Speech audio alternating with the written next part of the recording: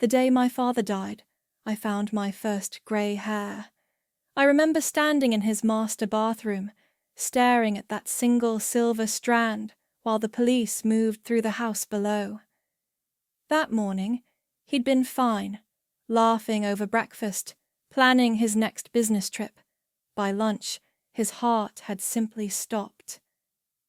My name is Natalia, and that was the day everything in my life began to unravel. Sweetheart. Colin's voice floated up the stairs. Your mother's here. I gripped the marble counter, steadying myself. My husband's footsteps approached, followed by the sharp click of my mother's heels on hardwood. There you are! Carmen swept into the bathroom, designer perfume overwhelming the familiar scent of my father's aftershave. Oh, darling, you look terrible. Have you taken anything to calm down? I'm fine, I managed, but Colin was already reaching for the medicine cabinet. Here. He pressed 2 pills into my palm. Dr. Marshall prescribed these last month, remember? For your anxiety. I didn't remember any such prescription, but grief does strange things to memory.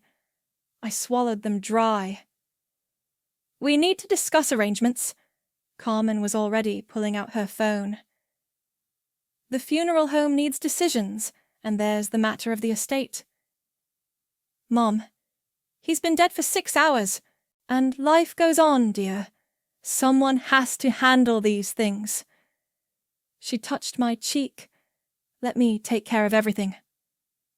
That night, I couldn't sleep. The house felt wrong without Dad's presence. His newspapers scattered across the kitchen table, his reading glasses left carelessly on every surface. I wandered down to his study, needing to feel close to him. The room smelled of leather and pipe tobacco. His desk calendar still showed today's appointments, including lunch with me, our standing Wednesday ritual. I sank into his chair, running my fingers along the worn leather armrests. Can't sleep? Colin appeared in the doorway, 2 steaming mugs in hand. Brought you some tea. Thanks. I accepted the cup, but something made me hesitate before drinking. Did you call Isla? My sister? He frowned. Why would I? She should know about Dad. They were close. Were they? His tone was odd. I didn't realize. A crash from the kitchen made us both jump. We found Carmen amid scattered ceramic shards, my father's favorite teacup in pieces on the floor. Oh dear, she tutted. Natalia, didn't you leave this right on the edge of the counter earlier, when you were making tea? I haven't made tea today. Carmen and Colin exchanged a look I couldn't quite read. Sweetheart, Colin said gently, you made yourself tea around noon. Don't you remember? I didn't. But the day was a blur of grief and shock. Maybe I had. Carmen swept up the pieces while Colin guided me back upstairs, murmuring about rest and grief counseling. Later, unable to sleep, I returned to Dad's study. The familiar space felt like a sanctuary, untouched by the strange fog settling over the rest of the house. I began opening drawers aimlessly, not sure what I was looking for until I found it. His old leather journal. Something fluttered from between its pages, a note in his precise handwriting. If they come for it, don't let them win. Trust no one, maybe not even yourself. The paper trembled in my hands. What had he known? What had he seen coming? A floorboard creaked behind me. I shoved the note into my pocket just as Carmen appeared. Still up? Her smile didn't quite reach her eyes. Those pills should have knocked you right out. Can't sleep. Understandable. But you need rest, dear. You're looking quite unstable. That word, the way she said it, Something cold slithered down my spine. I'm fine, Mom. Of course you are. She stepped closer, reaching for my face. We'll take care of everything. You just focus on getting better. I jerked away from her touch. For a moment, something dark flashed across her features, gone so quickly I might have imagined it. Come on, she said brightly. Back to bed. Colin's worried sick about you. I let her lead me upstairs, my father's note burning in my pocket like a brand. As she tucked me in, something she hadn't done since I was a child, I caught another loaded look between her and Colin in the doorway. My father's words echoed in my mind. Trust no one? Maybe not even yourself. I closed my eyes, pretending to drift off, while my heart hammered against my ribs. Something was very, very wrong in this house, and I was beginning to suspect I was the only one who didn't know what it was. The next few days blurred together in a haze of funeral arrangements and forgotten moments. Keys disappeared. Appointments I swore I hadn't made showed up on my calendar. The gas stove was left on twice, apparently by me, though I had no memory of cooking. I'm worried about you, Colin said over breakfast, watching me search frantically for my phone. You've been so scattered lately. I haven't been... I stopped. My phone was in the refrigerator. I had no memory of putting it there. See? Carmen sighed from the doorway. This is exactly what I mean. Dr. Cox has an opening this afternoon. I really think you should see him. A psychiatrist? I don't need... Sweetheart. Colin took my hand. You've been talking in your sleep, about Dad, about doing things to yourself. I stared at him. What? No, I haven't. You don't remember the bridge? Carmen's voice was soft, concerned. Last night you were crying, saying you wanted to drive off it. That never happened. I recorded it. Colin pulled out his phone, pressed play. My voice, slurred with sleep. Can't take it. The bridge. Just end it. My hands started shaking. That's not... I didn't... Please. Colin squeezed my fingers. Just talk to Dr. Cox. For me? Dr. Cox's office was all leather and mahogany, designed to project authority. He studied me over steepled fingers. Tell me about your relationship with your father. We were close. Too close, perhaps? His pen scratched across his notepad. Your mother mentions an unusual attachment. What's that supposed to mean? She described instances of inappropriate dependency, jealousy when he dated after the divorce, sabotaging his relationships. That's not true! I stood up. My mother's lying. Defensive reactions to simple questions, he murmured, writing. Paranoid ideation regarding family members. I left his office feeling sick. At home, I found Carmen and Colin in intense discussion with our neighbors. Completely lost it in therapy, Carmen was saying. The doctors very concerned. They fell silent when they saw me. The neighbors avoided my eyes. That night, I couldn't sleep. I paced my father's study, trying to make sense of everything. My eyes fell on his old security panel. He'd installed cameras years ago, after a break-in. I pressed the power button, not expecting anything. But the screen flickered to life. The system was still running. My hands shook as I checked the footage. Most cameras were dead, but one, a motion-activated nanny cam disguised as a bookend, had captured everything. Carmen entering my room at night, adding something to my water glass. Colin recording himself playing my sleep-talking voice from his phone. Their whispered conversations. She's breaking down perfectly.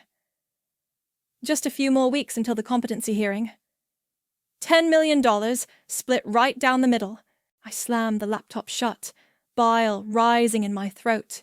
The inheritance. My father's fortune. It all made sense now. A knock at the door made me jump. "Natalia?" Carmen called. "Time for your evening medication, dear." I opened the door, forcing a vacant smile. "Thanks, Mom." She watched me swallow the pills, smiled, and left. As soon as her footsteps faded, I spat them into a tissue. Under the desk lamp, I examined one closely. It wasn't my usual prescription. My phone buzzed. A text from Bailey, my old assistant who'd mysteriously quit after Dad's death. "Something's wrong. Meet me tomorrow. Cafe on 4th. Come alone." I started to reply, but movement on the security feed caught my eye. Carmen was in the kitchen, opening a pill bottle. She emptied my medication into the trash, replaced it with different pills from her purse. "Sweet dreams, darling," she murmured to the empty room. "Soon you'll be safely tucked away where you can't interfere." I watched her leave, my heart pounding. The mother who'd raised me, the husband I'd loved, they were trying to destroy me. Another text from Bailey. "Be careful who you trust. I have proof they're not working alone." I looked at the pills in the tissue, then at the security feed still playing. My father's voice echoed in my memory. "Trust no one. Maybe not even yourself. Fine. If they wanted to paint me as crazy, I'd give them the performance of a lifetime.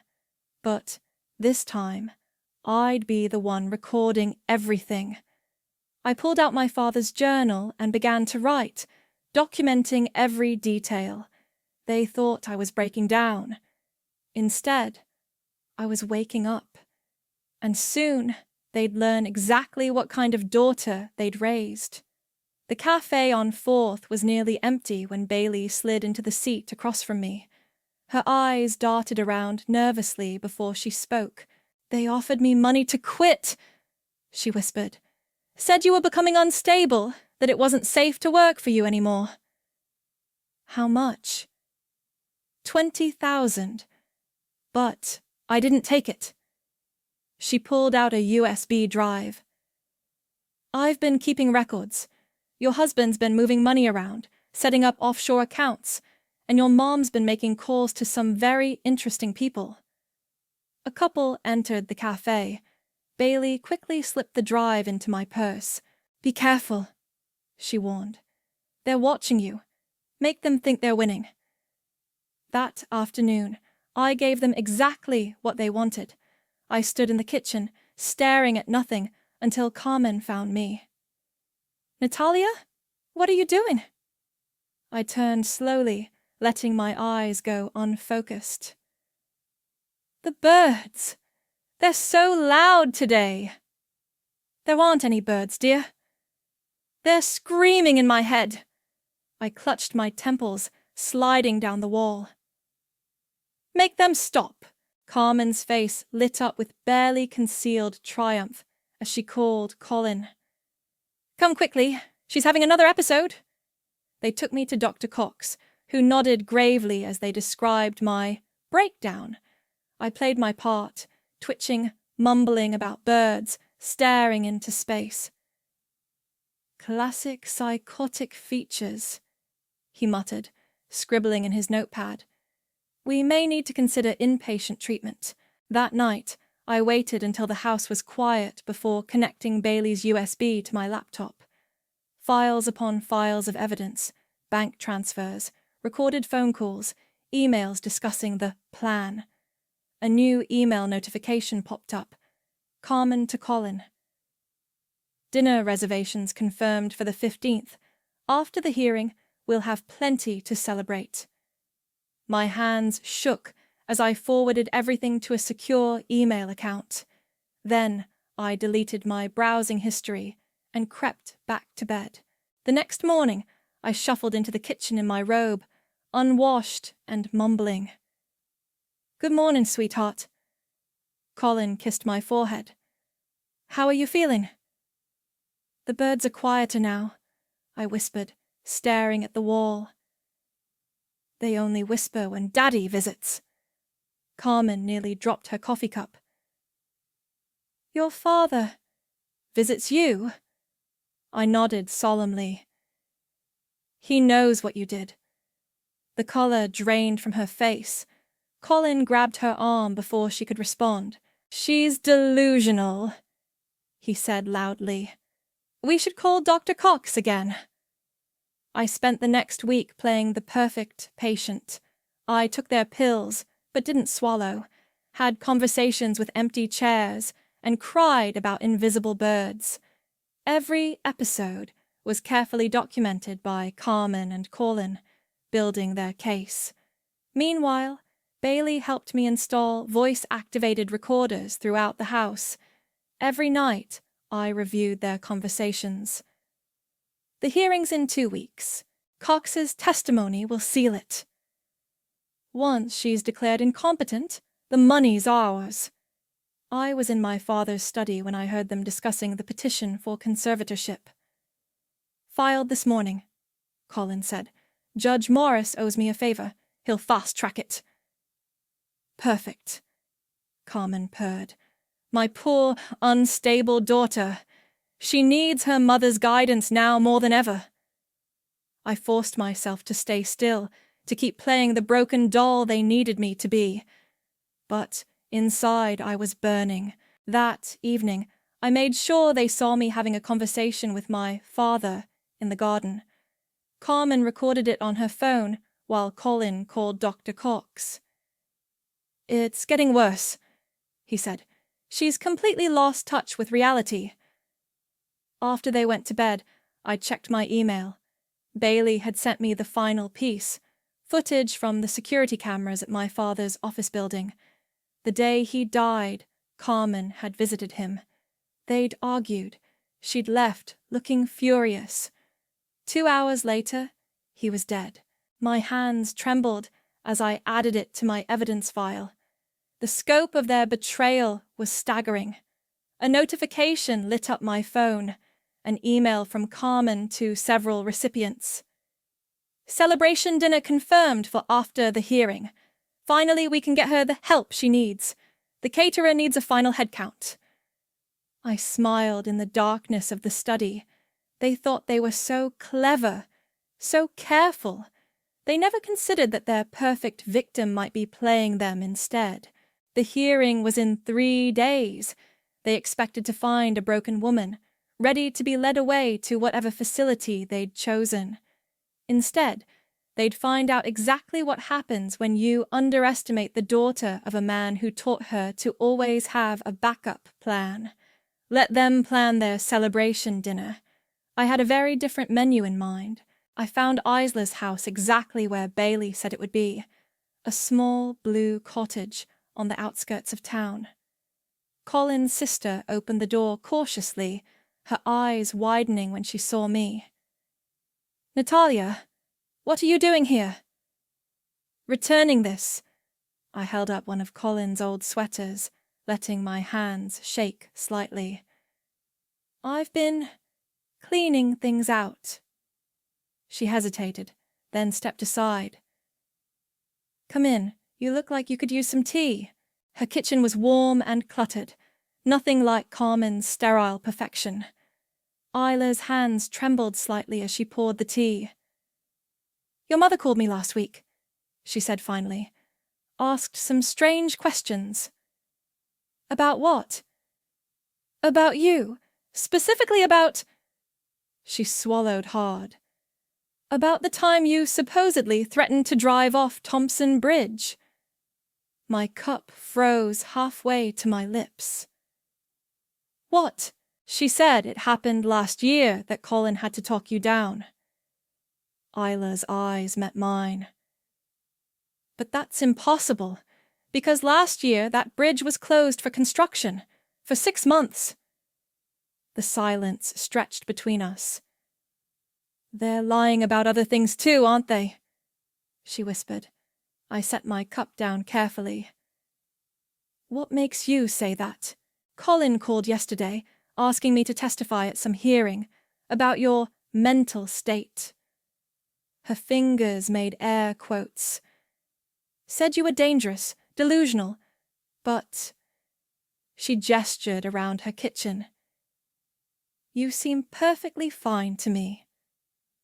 Maybe I'm just having a good day, or maybe my brother's up to his old tricks. She stood abruptly, pulling out a folder. Remember when Dad died? Colin convinced everyone he was crazy too, tried to get power of attorney. I fought him then, and he never forgave me. My hands shook as I opened the folder. Documents, dates, patterns, all matching what was happening to me now. Why are you showing me this? Because history's repeating itself. Isla's voice hardened, and I won't stay quiet this time. Back home, I waited until Carmen and Colin were asleep before sneaking into Dad's study. His encrypted backup drive had been nagging at me. He'd always said it contained insurance. 3 hours and 4 failed attempts later, I cracked it. Audio files filled the screen, years of recorded conversations. I clicked one from 2 months before his death. You can't cut me out! Carmen's voice, shrill with rage. I was your wife, ex-wife, Dad replied calmly. And the money goes to Natalia. She's earned it. By being Daddy's little girl. That bitch has manipulated you for years. Get out, Carmen. And if anything happens to me, remember, I keep records of everything. The recording ended. My hands were shaking so badly I almost missed the next file, dated the day he died. A knock at the study door made me jump. I quickly closed the laptop. Come in. Dr. Cox's assistant, a thin man named Paul, stepped inside. Sorry to disturb you so late. Dr. Cox sent me to check on you. At midnight? He smiled thinly. We're concerned about your nighttime wandering. Your mother mentioned finding you in unusual places. I let my eyes go vacant. The birds lead me where I need to go. He pulled out his phone, obviously recording. And where do they lead you? To the truth, I whispered, swaying slightly. To what really happened to Daddy? His smile faltered. Perhaps we should call Dr. Cox. No need. I stood, channeling my best haunted expression. The birds are quiet now. They only scream when the guilty are near. He backed away, nearly tripping over himself to leave. As soon as his car pulled away, I returned to the audio files. The final recording was short, just breathing, then a gasp, then nothing. The timestamp matched the hour of my father's death. My phone buzzed. A text from Bailey. Watch your back. Paul's been following you for days. They're getting desperate. Another buzz. An email notification. Carmen to Colin. Cox's assistant confirmed she's unstable. Perfect timing. The hearing's in 2 days. Soon she'll be safely locked away, and everything will be ours. I closed my eyes, remembering Dad's words. I keep records of everything. He'd known. He'd known what they might try, and he'd left me everything I needed to fight back. Opening my laptop again, I began copying files, preparing evidence, building my case. They thought they were watching me break down. Instead, they were watching me piece everything together. The hearing was approaching fast, and this time, I had more than just my word against theirs. I had the truth. And soon, everyone would hear it. The smoke alarm jolted me awake at 3 a.m. Thick smoke poured under my bedroom door as Carmen's voice screamed from downstairs. Natalia left the stove on again. Colin, get the fire extinguisher. I hadn't been in the kitchen for hours, but that didn't matter. This was their endgame. One final push to prove I was dangerous. Firefighters arrived to find a scorched pot of oil on the stove.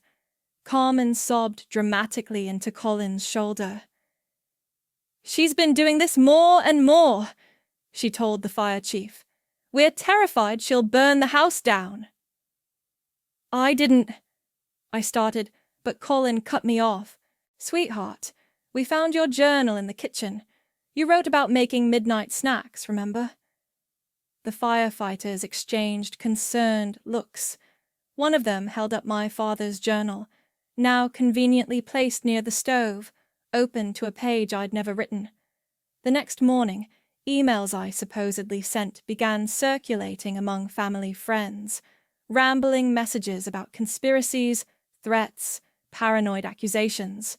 I watched my phone blow up with concerned responses. "Get some help, Natalia. We're worried about you. Listen to your mother." Carmen appeared in my doorway, holding a bottle of antidepressants. "Look what I found under your bathroom sink. You told me you were taking these." "Those aren't mine." "Dr. Cox prescribed them months ago. Don't you remember?" Her voice dripped with concern. "This is exactly why we're worried. Your memory gaps are getting worse." I let my eyes fill with tears. Maybe you're right. Maybe I need help." Her face lit up with triumph. "Dr. Cox is coming for a home visit today. We can talk about everything then." When Cox arrived, I was ready. I paced the living room, muttering about birds and betrayal. Carmen and Colin watched eagerly as I grew more agitated. "The voices!" I screamed suddenly, collapsing to my knees. "They won't stop. They keep telling me what you did." Cox scribbled furiously in his notepad. "What voices, Natalia? What are they saying?" "That they killed him!" I pointed wildly at Carmen. "She visited him that day. She was angry about the money." Carmen gasped convincingly. "She's completely delusional." "Notes indicate severe paranoid ideation," Cox muttered into his recorder. "Patient exhibits signs of psychotic break." Perfect. Later, I heard them in the kitchen, celebrating. "She's finally cracked," Carmen whispered. "The hearing's tomorrow. Cox's testimony will seal it." "The judge won't have a choice," Colin agreed. "Not after today's performance." I waited until midnight before sending Bailey a text. "Everything ready?" "All set," she replied. "But someone searched my apartment today. They're getting suspicious." My heart raced. They were moving faster than expected. I needed to check the final piece of evidence, the recording of their explicit confession. I crept down to Dad's study, but voices made me freeze outside the door. "Found this under her bed?" Paul, Cox's assistant, was saying. "Some kind of recording device." "Destroy it!" Carmen snapped. "And search everywhere. She's not as helpless as she's pretending to be." I backed away silently, heart pounding. They were onto me. But they didn't know about my most damaging evidence, the backup files hidden in Dad's old briefcase. I turned to head upstairs and came face to face with Colin. "Can't sleep, sweetheart." His smile didn't reach his eyes. "Let's get you back to bed. Big day tomorrow." As he led me upstairs, I caught sight of Carmen slipping something into my water glass, just like she had the night Dad died. I pretended to drink, pretended to grow drowsy. Colin tucked me in like a child. "Sleep well," he whispered. "Tomorrow all our problems will be solved." I waited until his footsteps faded before spitting out the water and pulling out my phone. One final text to Bailey. "If I don't make it to the hearing tomorrow, deliver the evidence to Delaney. They're making their move tonight." Her response came instantly. "Already on my way. Don't let them win." I lay in the darkness, listening to them searching the house, destroying what evidence they could find. But they didn't know about the nanny cam still running, recording their every move. Tomorrow they expected to face a drugged, incoherent woman ready for commitment. Instead, they'd face the daughter who'd learned from the best, a man who knew the importance of always having proof. The hearing was hours away, and this time, the voices in my head weren't telling me to give up. They were telling me to make them pay. The courtroom buzzed with whispers as I shuffled in, wearing yesterday's clothes, hair deliberately uncombed. Carmen and Colin sat at the front, the picture of concerned family members. Dr. Cox stood nearby, reviewing his notes. "All rise!" the bailiff called. Judge Morris entered, the one who owed Colin a favour. My lawyer, appointed by Carmen, hadn't even bothered to meet with me before the hearing. He now sat looking bored, barely glancing at the papers in front of him. Dr. Cox testified first, his voice dripping with professional concern. "In my professional opinion, Natalia exhibits clear signs of paranoid schizophrenia with delusional features. She believes her family is conspiring against her, hears voices, and shows dangerous behavioral patterns." "Could you elaborate on these dangerous behaviors?" Judge Morris asked. "Multiple instances of leaving gas stoves on, wandering at night, and expressing suicidal ideation. Just yesterday, she experienced a severe psychotic episode in my presence." Carmen took the stand next, dabbing at her eyes with a tissue. "She was always different after the divorce," she sniffled, "so attached to her father. But after his death, she completely unraveled, talking to birds, accusing me of murder." She broke down sobbing. "I just want my daughter to get the help she needs." Colin's testimony was equally compelling. He described finding me on the roof at midnight, talking to myself, discovering threatening notes I'd supposedly written, my memory gaps and violent outbursts. "Your Honor," he said earnestly, "I love my wife, but she's become a danger to herself and others. We're terrified she'll hurt herself or someone else." Finally, it was my turn. I approached the stand, swaying slightly. "Natalia," my useless lawyer began, "do you understand why we're here today?" I smiled vaguely. "The birds told me you'd ask that." Carmen covered her mouth in mock horror. Colin shook his head sadly. "Your Honor," my lawyer sighed, "I think we've seen enough to—" "Actually," I interrupted, my voice suddenly clear and strong, "I'd like to present some evidence of my own." The room stilled. Carmen's face tightened. "I have here," I pulled out my laptop, "a series of recordings I think the court should hear." "Objection!" Carmen's lawyer jumped up. "This wasn't submitted during discovery." "Because it was recorded last night," I replied calmly, "when they were destroying my other evidence." Before anyone could object again, I pressed play. Carmen and Colin's voices filled the courtroom. "The judge is in our pocket. Once she's committed, we split the money. Make sure those pills knock her out before the hearing.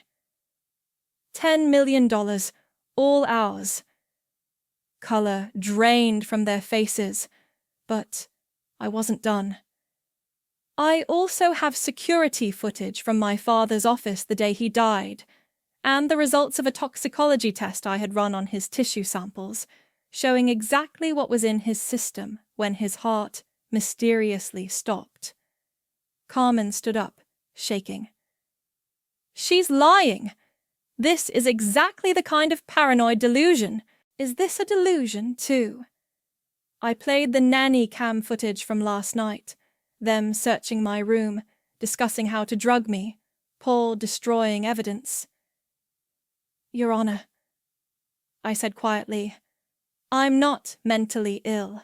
I'm being systematically gaslighted by my mother and husband in an attempt to steal my inheritance. And I can prove it. Judge Morris leaned forward, his expression dark.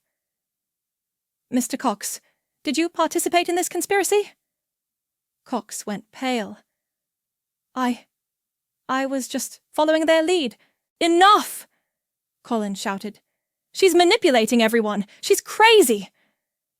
The only crazy thing, Isla's voice rang out as she entered the courtroom, is thinking you'd get away with this again, brother. She walked to the front, carrying a thick folder. Your Honor, I have evidence of my brother attempting this exact same scheme with our father 5 years ago.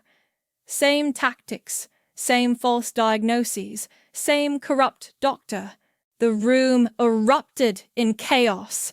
Carmen lunged for my laptop, but bailiffs held her back. Colin tried to run, but was stopped at the door.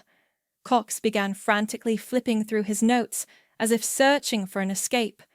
Judge Morris banged his gavel. Order! This hearing is suspended pending a criminal investigation. Bailiff, please take the defendants into custody. As they were led away, Carmen turned to me, her face contorted with rage. You ungrateful little— Save it for your lawyer, Mom, I said softly. The birds told me you'd need a good one. The last thing I saw was Colin's face as the reality hit him. He'd been outplayed by the wife he thought he'd broken. Sometimes the crazy ones aren't the ones you think. The 2-hour recess felt like an eternity. I sat in a conference room with Delaney, the family lawyer, while she verified every piece of evidence. This is— She shook her head, reviewing the files. The level of calculation here is staggering. They really thought they'd get away with it. They almost did, I admitted. The door opened and Isla slipped in, followed by Bailey. Both looked exhausted, but triumphant. Police just finished searching Carmen's house, Bailey reported. Found a whole stash of altered medications. And guess what was in her safe? A life insurance policy on your father, taken out 2 weeks before he died. My hands started shaking. She really did kill him. The toxicology report proves it, Delaney confirmed. Digitalis causes heart failure that looks natural. She must have slipped it into his coffee that morning. A knock at the door interrupted us. The bailiff entered, looking grim. Judge wants everyone back in court. They found something else. The courtroom was packed now. Reporters, police, curious onlookers. Carmen and Colin sat in handcuffs, their lawyers whispering frantically beside them. Judge Morris cleared his throat. During the recess, police executed search warrants on multiple properties belonging to the defendants. What they found is disturbing. He held up a stack of papers. Bank records showing similar schemes attempted in 3 other states. Medical records falsified. Psychiatric evaluations purchased. Dr. Cox appears to have been their go-to conspirator in multiple cases. Cox, also in handcuffs now, stared at the floor.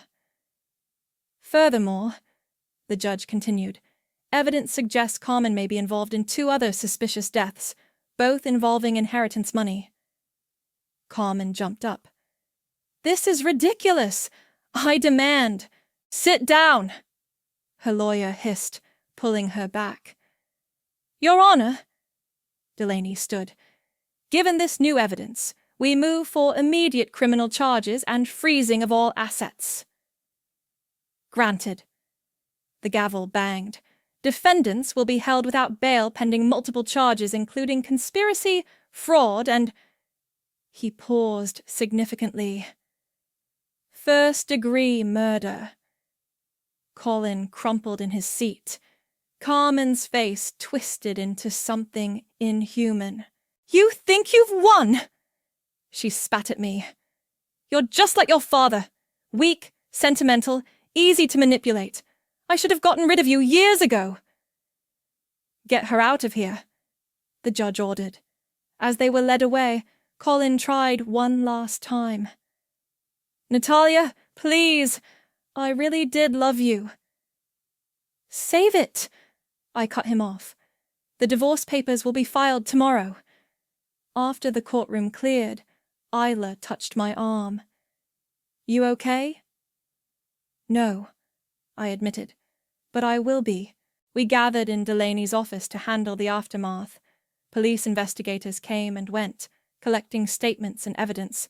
Reporters called constantly, hungry for details of the scandal. The DA is pushing for maximum sentences, Delaney explained. With the evidence we have, they're looking at 25 to life, each. What about their assets?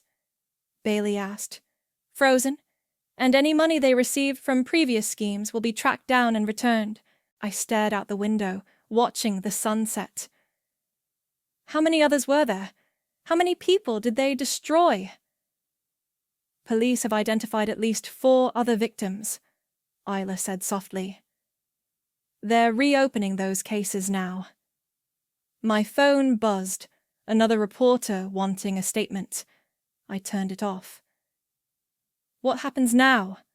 I asked Delaney. Now? She smiled. Now you take back control of your life. Your father's estate transfers fully to you. Carmen's claims are invalidated. You're free. Free. The word felt strange. For weeks I'd been playing a role, pretending to break while actually growing stronger. Now I could finally stop pretending. There's something else, Bailey said, pulling out a letter. Your father left this with me, to give you if anything ever happened to him. My hands trembled as I opened it. My dearest Natalia, if you're reading this, I'm gone, and my suspicions about Carmen were right. I'm sorry I couldn't protect you from what was coming, but I knew you were strong enough to protect yourself. You've always been smarter than they gave you credit for. Remember that. All my love, Dad. I folded the letter carefully, tucking it away. The press will want a statement eventually, Delaney warned. Let them wait, I said. I've got other plans. What plans? I smiled, thinking of all the other victims out there, all the other families torn apart by people like Carmen and Colin. I think, I said slowly, it's time to start a foundation to help people recognize and fight back against gaslighting and psychological abuse. Isla squeezed my hand. Your father would be proud.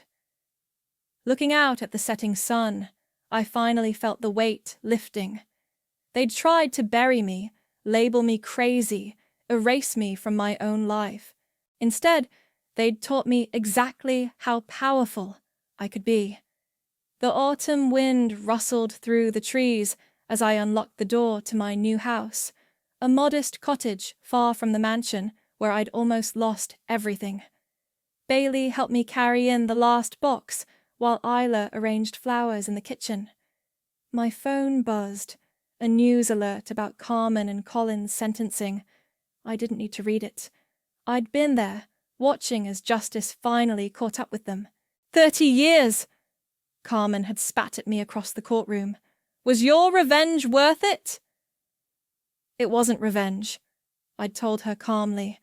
It was justice, not just for me, but for everyone you hurt. Now, unpacking books in my new study, I found Dad's old journal mixed in with mine. The pages that had once held my fake, crazy ramblings now contained something different. Names, dates, contact information for other victims coming forward. Look at this! Bailey called from the living room. She was setting up my laptop, showing me the Foundation's website. 500 messages already. People sharing similar stories, asking for help. Any word from the support group? I asked. They're ready whenever you are. Isla's sister-in-law agreed to facilitate. The doorbell rang. Delaney stood on the porch, holding a thick envelope. "Final paperwork," she said, stepping inside. "The estate's fully transferred, Carmen's assets have been seized, and Colin's offshore accounts are being liquidated. But that's not why I'm here." She pulled out another document. "Remember those other victims we found? They want to testify against Dr. Cox. His medical license hearing is next week." "Good," I said firmly. "He needs to answer for what he did." "There's more." Isla joined us, holding her phone. "My brother's cellmate talked. Apparently there are others like them out there, people who specialize in gaslighting schemes to steal inheritances." "Then we'll find them," I said. "That's what the foundation is for." We gathered around my kitchen table, the same one Dad and I used to share our Wednesday lunches at. Bailey opened her laptop, pulling up our growing database of cases and resources. "The first support group meets tomorrow," she said. 10 people already signed up, all survivors of gaslighting and psychological abuse. "Make that 11, a voice called from the door. Paul, Cox's former assistant, stood awkwardly in the doorway. "If you'll have me." "Why should we trust you?" Isla demanded. "Because I wore a wire," he said quietly. "After the hearing, got Cox to confess to everything, all the other cases, all the people he helped destroy. That's why his sentencing was so harsh." I studied him carefully. "Why did you do it?" "Because you showed me something important," he replied. "The difference between justice and revenge. You could have destroyed them completely, but instead, you chose to help others." The room fell silent as we absorbed his words. "Well," I finally said, "we could use someone who understands how they think, how they operate." My phone buzzed again, another message from someone seeking help. The story was familiar, a parent and spouse working together, subtle manipulation, missing money, altered medications. "They thought they could bury us," I told the room, "make us doubt ourselves until we disappeared, but they forgot something important." "What's that?" Bailey asked. I picked up Dad's journal, touching his familiar handwriting. "When you bury a seed, it doesn't die. It grows. It breaks through concrete.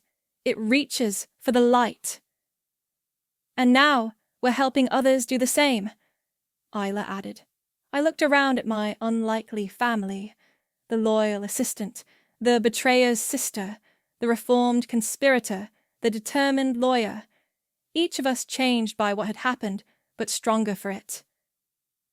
"The foundation needs a name," Delaney remarked. I smiled, remembering those fake conversations about birds that had helped me fool them. "How about Phoenix Rising, for all of us who refused to let them win?" The others nodded approval. Outside, real birds sang in the trees. No voices, no hallucinations, just the simple sound of freedom. My father's last note still sat on my desk. "Trust no one, maybe not even yourself." But he was wrong about that part. Sometimes you have to trust others to help you find your way back to trusting yourself. Carmen and Colin had tried to write my story, the tragic tale of a woman who lost her mind. Instead, they'd helped write a different one, a story about finding your strength, your voice, and your truth. They came to bury me, but they forgot what happens to a seed in the dirt. It grows, it fights, it blooms, and sometimes it helps others bloom too.